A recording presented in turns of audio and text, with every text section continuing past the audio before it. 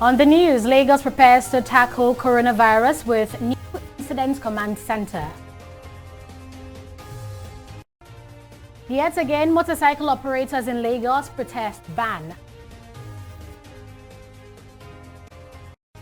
And heavy rains kill 13 in Rwanda's capital.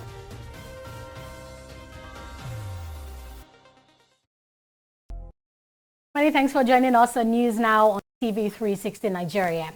The Lagos State government has launched an incident command center to tackle the fast-spreading novel coronavirus. Commissioner of Health, Akin Abayomi, explained that the health emergency structure is being set up to help with a supervision system in the unlikely events of outbreaks in the virus in Lagos. While launching the incident command system, the governor of Lagos State, Babajide Sanwo-Olu, noted that relevant health professionals, in conjunction with the Federal Ministry of Health, would be deployed at Lagos International Airport for higher levels of monitoring. Abayomi, however, assured that no suspected cases of coronavirus has been reported in Lagos, warning residents against spreading fake news in public interest. Babajide Sanwo-Olu will serve as the incident commander, while Abayomi will serve as the deputy incident commander. Meanwhile, the Chinese ambassador to Nigeria, Zhou Pingjian, has allayed fears that no Nigerian citizen residing in Wuhan City has contracted the coronavirus. The ambassador gave the assurance in Abuja on Monday at a media briefing to address the recent coronavirus outbreak in China and measures aimed at its containment. It assured the Nigerian government that it is committed towards safety of every foreign national in China, including Nigerian expatriates. Life comes first. The Chinese government is committed to safeguarding the safety and health of the Chinese people. We will, in a responsible manner, safeguard the safety of every foreign national in China, including the Nigerian expatriates, and address their legitimate concerns in a timely manner. The embassy has kept constant touch with the UN Embassy in China, and up to now, there is no Chinese nationals here in Nigeria or Nigerian nationals in China are affected by the epidemic. We will continue to strengthen communication and cooperation with the international community and work hand in hand for epidemic prevention and control. As a palliative measure to the Okada ban in Lagos, the state government has rolled out 65 high-capacity buses in addition to the existing buses. Speaking at a press conference in Lagos on Monday, Managing Director of Lagos Bus Services Limited, Ido Oguntana, said the buses were deployed on Monday and have recorded about 10,000 customers. He said the 65 buses will convey a total of 35,000 Lagosians daily and will ply 7 routes across the affected areas. The routes include Oshodi-Aja, Ina Marina Aja, Obalende to Aja, TMS to Aja, Ikeja to Ojota, Ikeja to Ogba, and Bega to Ojota. Oguntana assured that 550 medium-capacity vehicles will also be introduced as soon as possible to feeder routes. Meanwhile, the Lagos State Police Command says it has impounded 188 motorcycles, 38 tricycles, and arrested 40 persons for refusing to comply with the ban on motorcycles and tricycles in certain areas by the state government. Now on to politics. The federal government says it will pact with the United States of America and the island of New Jersey for the repatriation of $321 million looted by the late former head of state, General Sani Abacha. Umar Gwandu, spokesperson for the Attorney General of the Federation and Minister of Justice, Abubakar Malami SAN, said in a statement on Sunday that Malami would sign the agreement on behalf of the federal government in Washington. And Malami had departed Nigeria on Sunday to attend a 3-day binational commission of the United States and Nigeria in Washington, D.C. It's an annual event between Nigeria and the U.S. aimed at reviewing their bilateral relationship and advancing the interest in all diplomatic areas between the two countries. The pact would be signed at the meeting. Now, still on political matters, Dow Communications Limited have organized a town hall meeting on social media, hate speech, and fake news. Lawmakers at the meeting says Nigeria needs to take a definite stand as regards social media excesses, which threatens the nation's unity and progress. Tunji Oye now reports. The menace of hate speech and fake news, plus the excesses of social media, is still an issue of concern in the country. It is important for the country to address these issues in the light of increasing fake news and hate speech. This is the reason for this gathering today. To show how important the bills on social media regulation is to Nigerians, the panel session started with an argument of how much time should be allotted to the speakers on the matter. Feel free to take exception. This is our country too, please. This is our country too. Lawmakers who moved the two controversial bills defended their positions on the bill, which of course were punctured by some of the panelists. Freedom of speech, though sacrosanct, is not absolute. And I think somebody on the podium said so today. Our freedom is a shared one, limited by the freedom of others. Citizens must draw the line between free speech and arbitrary spite. Furthermore, the writers expressed their grave concern about the dominance of ethnic incendiary speech in our country and argued that the public space, both online and offline, has been hijacked by a vocal minority of individuals who promote ethnocentric ideas inimitable to the peace and well-being of a majority of our citizens. I will stand every day to go on the media and nothing positive I will see. All I will see is derogatory statements, ethical divisions, misinformations, and lies flying everywhere. Do we want to continue misinforming each other and think we believe in progress? I think it's not the right thing to do. Who wants to determine what hate speech is? Who wants to determine what fake news is? It is the political class. And that is very problematic. That the fake news for you and the fake news for me is different. That when you are saying that, oh, in the court, you can break this down. No.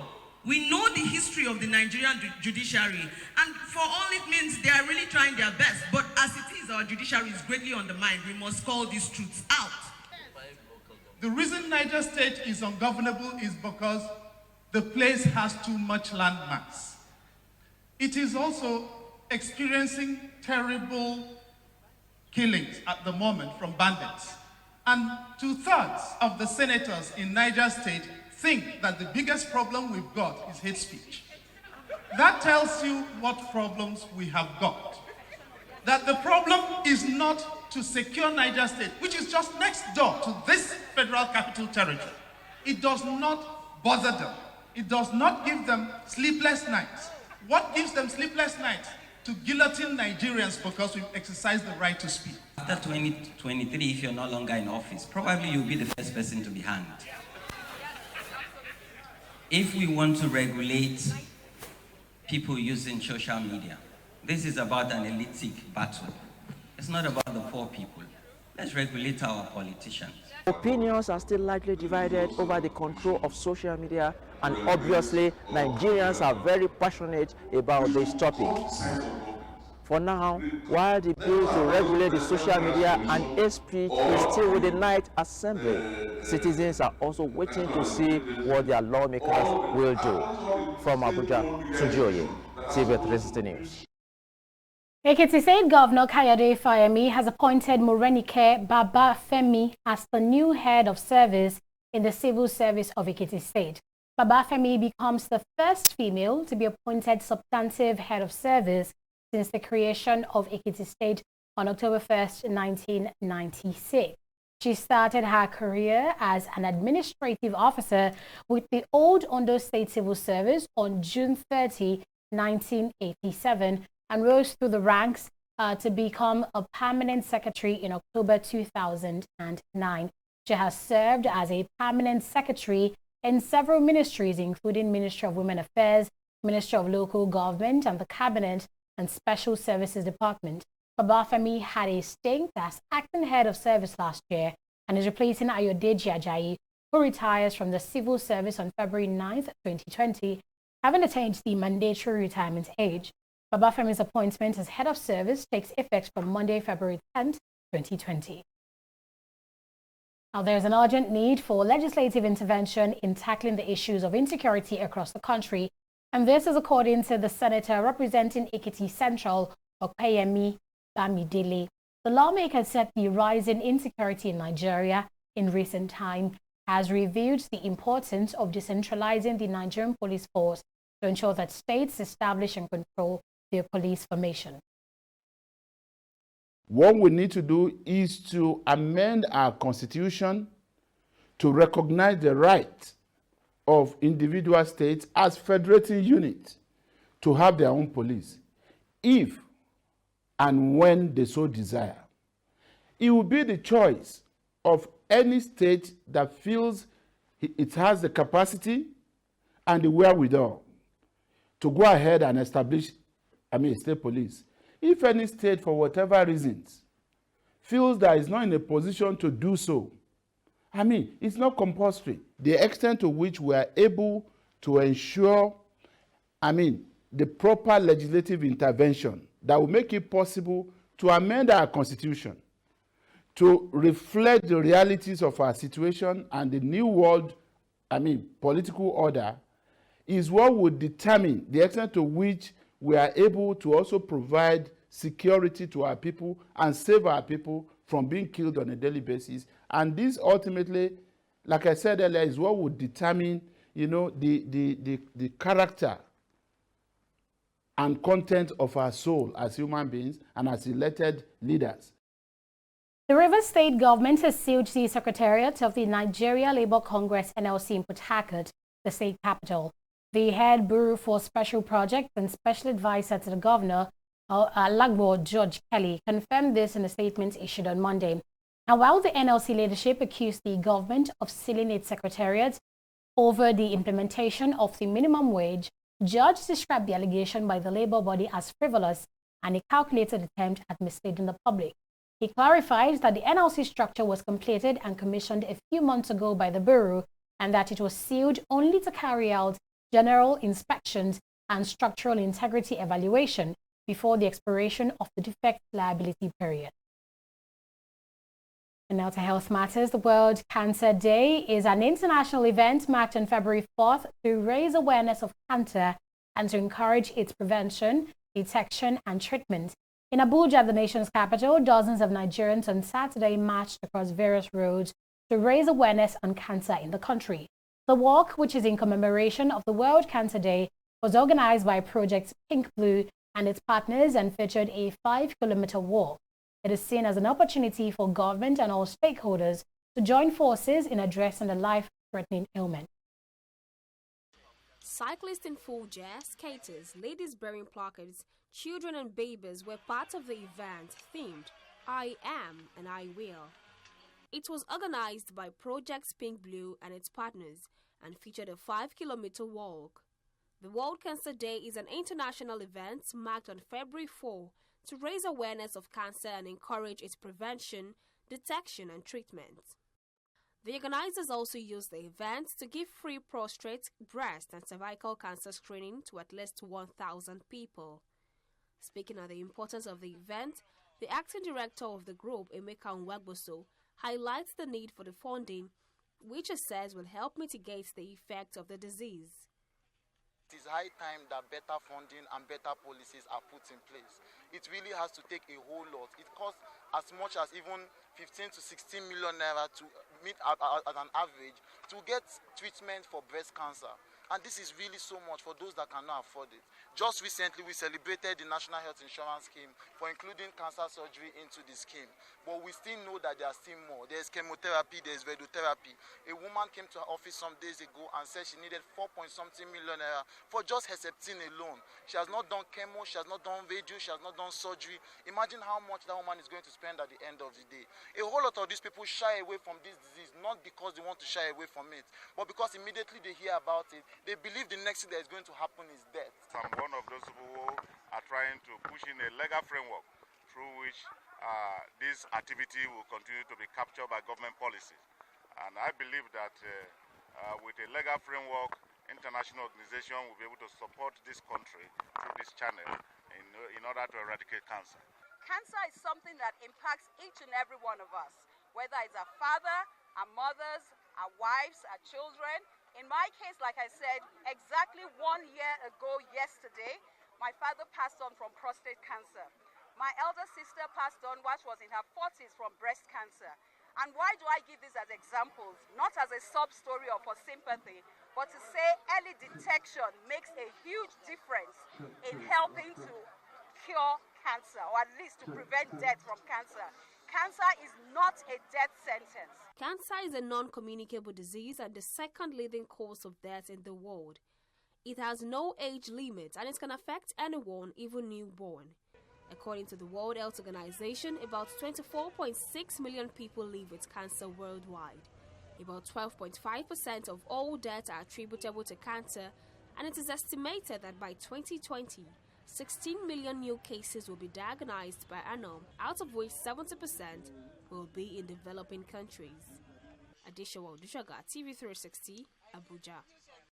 News Now will be right back after this break.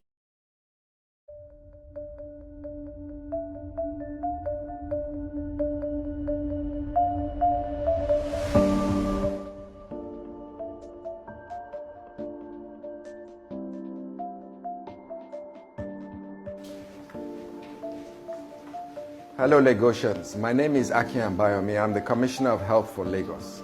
I'm here to tell you about this new infection that's going around the world. It's called the coronavirus. It emanated in China. It came from the animal kingdom. It has affected 17 countries. About 4,590 patients have been affected, with about 106 deaths to date. It has typical symptoms: headache, running nose, cough, sore throat, muscle ache, high fever, difficulty breathing, pneumonia perhaps. And if you feel that you are experiencing any of these symptoms and you've had a contact either by virtue of travel to Southeast Asia or people that have come from Southeast Asia, we would like you to present to one of our general hospitals. Here in Lagos, we're ramping up our capacity. Our general hospitals are getting more in tune with this situation. We're increasing our surveillance at the airports. We're building our emergency operations center where we can harmonize our response to this infection. Please, Lagosians, take this situation seriously and contact any of the numbers that we're going to display on the screen for you. This message is from the Lagos State Ministry of Health. Ìgbéga ìpínlẹ̀ Èkó ó ti di àjùmọ̀ṣe, Èkó á sàn wá o.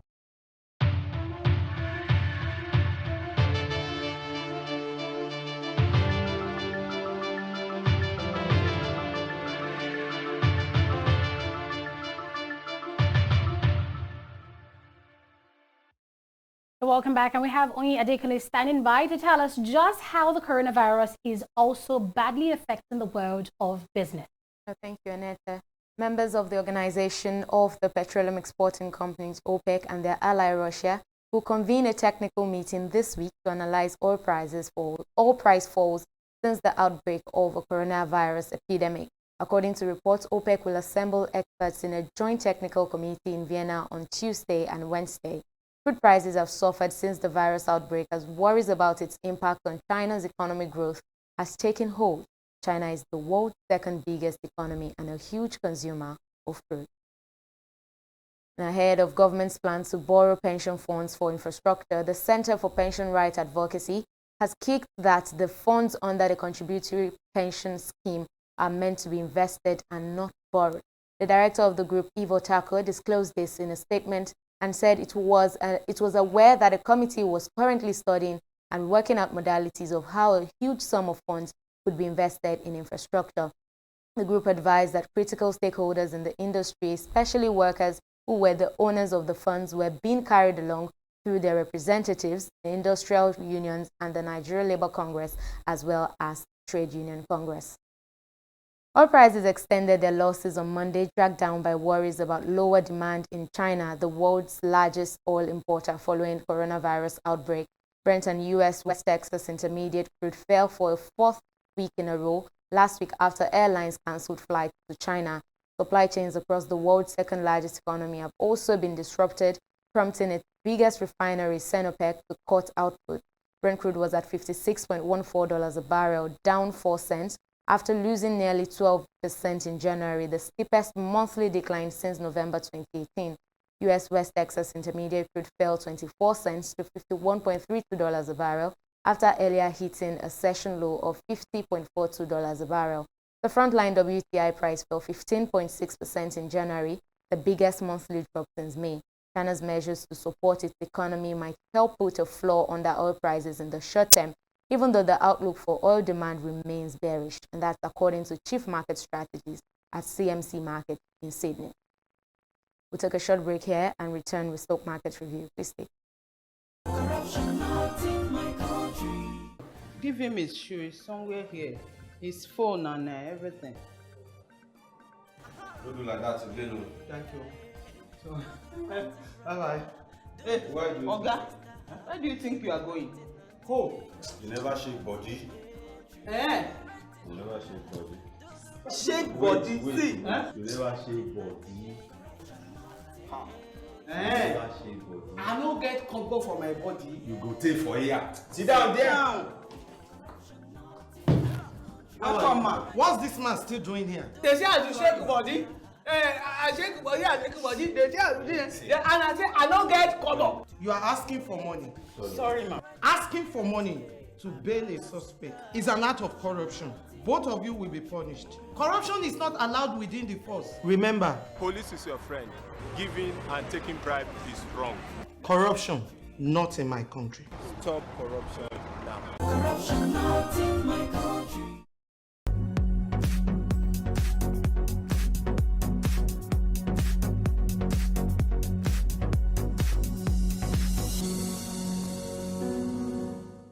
The NSE continued on its downward slide for the 6th consecutive session today, with crucial market indicators falling by 1.08%, while market capitalization dipped by 160 billion naira to close at 14.6 trillion naira, now impacting the downward trend. Market breadth was also negative, I should say, with 24 losers versus 8 gainers. And the percentage laggards were Forte Oil, followed by Julius Berger, which ended last week on a high note and starting off on a poor note today, trading at 21 naira and 20 kobo per share. Also, Cadbury and Zenith Bank also shared 1 naira and 5 kobo in the value of their share prices. And that's for Cadbury, actually. Zenith also made losses of 95 kobo. And on the flip side, investors actually traded in the stocks of medium and small cap stocks, including UPDC Real Estate Investment Trust, Union Bank.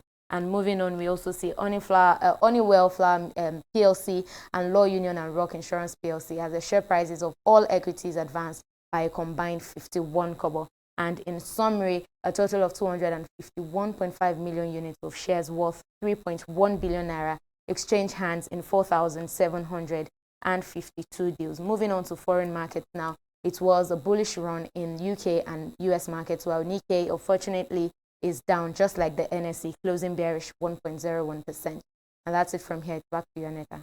Thanks for the updates, Oyi. And moving on to the wider African front, at least 13 people have been killed and others injured in Rwanda's capital, Kigali, in overnight rains. Spokesman of the Ministry of Disaster Management, Claude Chim, confirmed to newsmen on Monday that the downpour began on Sunday evening, causing flooding and mudslides that swept away 15 houses in the capital and left some roads inaccessible. The East African nation has seen dozens of deaths caused by torrential rains in recent weeks, with at least 15 dead since December and more than 100 homes and farms destroyed.